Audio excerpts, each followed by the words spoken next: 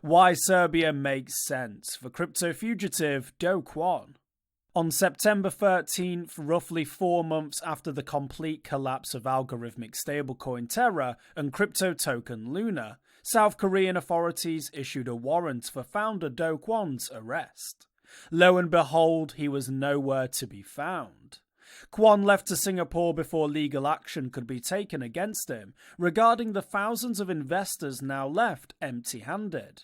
To quiet down speculators, he tweeted on September 17th that he was not, in fact, on the run. He filmed interviews for media outlets that he financially backed, in which he suggested the move to Singapore had always been the plan. A tweet read, quote, "For any government agency that has shown interest to communicate, we are in full cooperation and we don't have anything to hide," end quote. Less than 2 weeks after South Korea issued its arrest warrant, Interpol released a red notice. This was sent to all 195 member states and requested that local authorities bring in Kwon. The only countries and territories not included are North Korea, Taiwan, Palau, Tuvalu, Kosovo, and Western Sahara. In December, Kwon was spotted by authorities in Serbia after appearing in Dubai, leaving some wondering why he chose to go there. Only, Serbia is a much more likely place for a crypto fugitive like Kwon to ensure they remain hidden. Kwon fleeing to Serbia makes more sense than Singapore. Compared to South Korea, Singapore adopts friendlier regulatory policies and a state-sponsored investment fund, Temasek, which has backed several crypto projects. But it appears the country wasn't friendly enough. When exactly the Terraform Labs founder decided to depart Singapore is unclear. The time frame further coincides with the filing of a $57 million class action lawsuit against him in the country's High Court, which was due at his doorstep any day. It looks like he put some thought into where he would land next. Serbia, where he was last reported to be located, is one of 4 countries that border Kosovo, which happens to be one of the only places without representation at Interpol. Serbia and South Korea have never signed an extradition treaty, yet have both agreed to the European Convention on Extradition, meaning Kwon would absolutely meet the criteria to be handed over by Serbia. But there are other factors that make Kwon's return less likely. Seong-jae Hyeon, a researcher at the Korea Criminal Justice Policy Institute, said in an interview with Chosun Ilbo, quote, "Extraditions need to be mutually beneficial. Serbia is still an unprecedented nation in this regard. If there is no incentive for Serbia, South Korea will need to exercise public power to secure extradition. It seems that it will be difficult to extradite Kwon in a short period of time," end quote. In Serbia and neighbouring countries, rules and regulations are possibly sidelined if you have enough cash and the borders allow for easy transit, making it likelier for a fugitive to make a getaway if need be.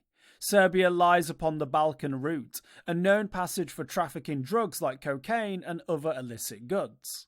In 2022, over 145,600 migrants made, quote, "irregular border crossings" into the EU via the Balkan route, an increase of 136% compared to the previous year. Black markets have thrived for decades, ever since the Bosnian and Kosovo wars and the fall of genocidal dictator Slobodan Milosevic. The economies of Bosnia and Herzegovina, Montenegro, Kosovo, Albania, North Macedonia and Serbia are largely cash-based, leaving fewer digital footprints. Getting cash in the first place might not be an issue either. Serbia's pro-crypto politics make it possible for a fugitive with a large amount of crypto to become liquid when need be. As Lee Hong-yeol, a former South Korean prosecutor, told Chosun Ilbo, quote, "Serbia is a country that takes a positive stance towards many cryptocurrency-related matters. Last year, it legalized crypto trading, while mining activities are carried out with the active support of the government. Kwon seems to have chosen the country in an attempt to protect his funds," end quote. Kwon may find that local police are too busy with cases of Serbian crypto fraud to assist in his arrest. Last week, a €2 million crypto call centre crime ring was taken down in Serbia, Bulgaria and Cyprus by a cross-border operational task force supported by Europol. 15 arrests were made, 14 in Serbia and 1 in Germany. Investigators searched 22 locations, 15 of which were in Serbia, and found 3 hardware wallets with roughly $1 million in cryptocurrencies on it. That said, the multi-million-dollar crackdown suggests that authorities are getting better at working across borders and agencies in order to safeguard cryptocurrency investors and capture fraudsters. Serbia, or anywhere for that matter, may not be a safe haven for long. Kwon's proof of life. After Reuters broke the news that Kwon had fled to Serbia, the normally boisterous, confident and prolific tweeter went silent.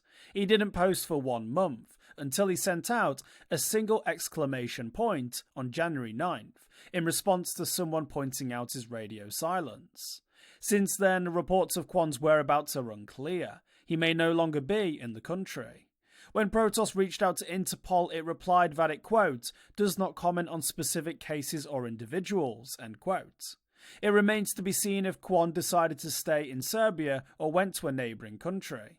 Perhaps he'll join Su Shu, Carl Davies and Mark Lamb way out in the United Arab Emirates. For more informed news, follow us on Twitter and Google News, or listen to our investigative podcast, Innovated Blockchain City.